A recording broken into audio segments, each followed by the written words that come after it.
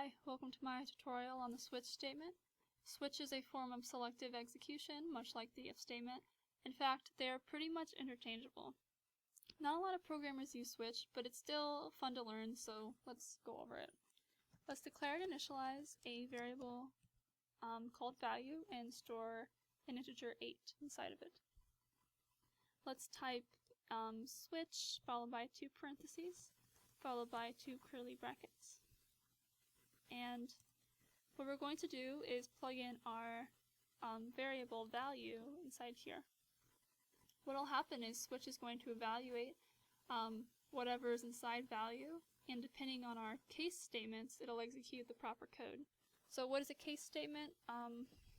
Or I don't know if I call it a statement, but case, it's basically like an if statement. So if this, then that, basically case 8 in case value equals 8, then we're going to execute the following code. This value is 8. Now because this is true, when I compile it, it'll say the value is 8. Now if I were to change whatever's in value to something like 9,000 and I compile it, it won't say anything because we don't have a case for that. But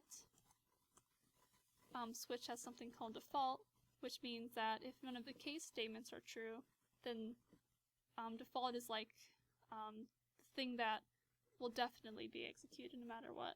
So let's print to the screen invalid number, frowny face. And when we compile this, it will say invalid number because we don't have a case statement for it.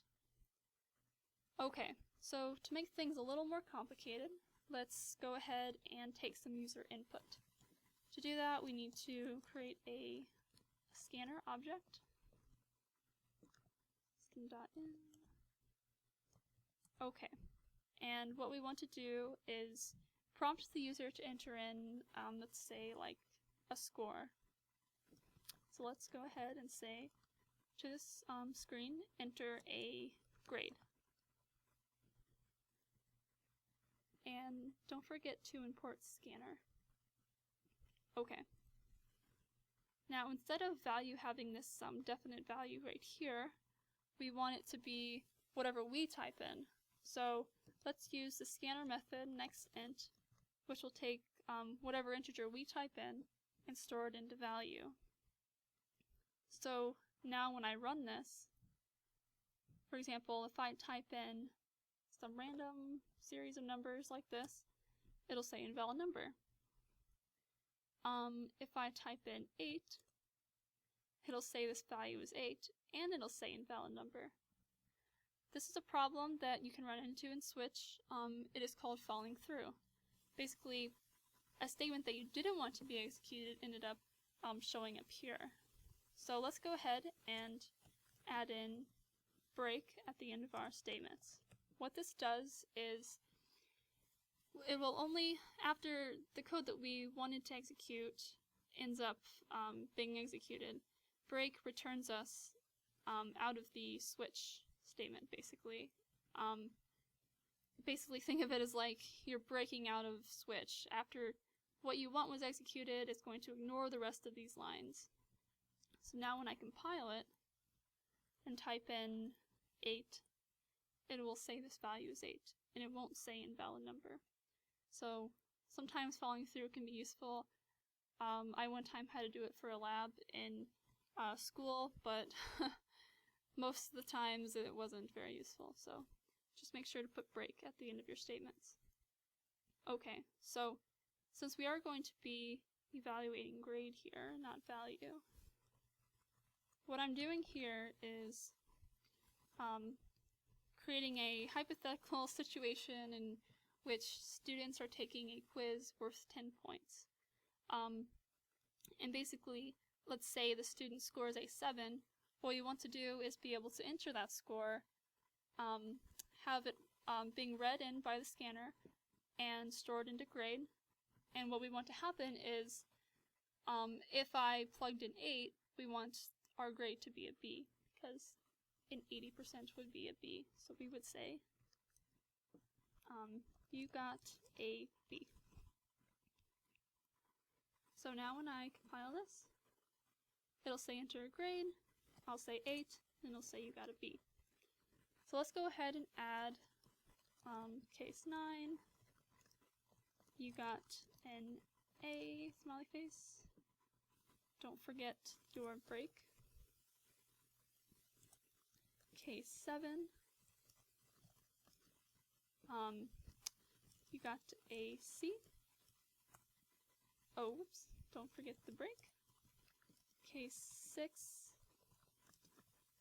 you got a D, frowny face. And then break, we'll also do case 5. Case 5, you got an F, and then super sad face because nobody wants to get an F. Okay. So now when we compile this, let's pretend I got a 7 on the quiz, means I got a C. I'll go ahead and plug in 9, and you can just keep testing. You know, you can never really test your code too much, I guess. Okay. So let's go ahead and try 5. You got an F. Now, we know that 5 is not the only score you can get to get an F. Anything below 5 also equals an F. Something we could do, if we wanted, was type in case 4 and say you got an F. And we can do that, we can keep repeating that 4 through 3.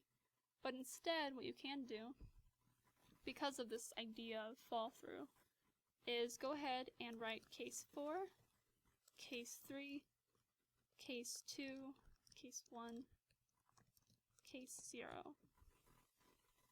Basically, if any of these are true, it will print out this statement. And when I go ahead and compile this, for example, I'll type in case 3. Oh, sorry. For example, I'll type in 3, it'll say you got an F. I'll type in 2, you got an F, and so on. We can apply the same idea to the A's. So, for example, 10 and 9, both of those scores would equal an A. So we can go ahead and use the same idea here. And when I compile it, I will plug in 10, says you got an A. I'll plug in 9, says you got an A, and that works. So this is the end of my switch tutorial. I'm really only covering the basics. I can make another video going more in depth of, certain things you can do with fall through, for example, but I hope you liked my video, and I will be uploading more.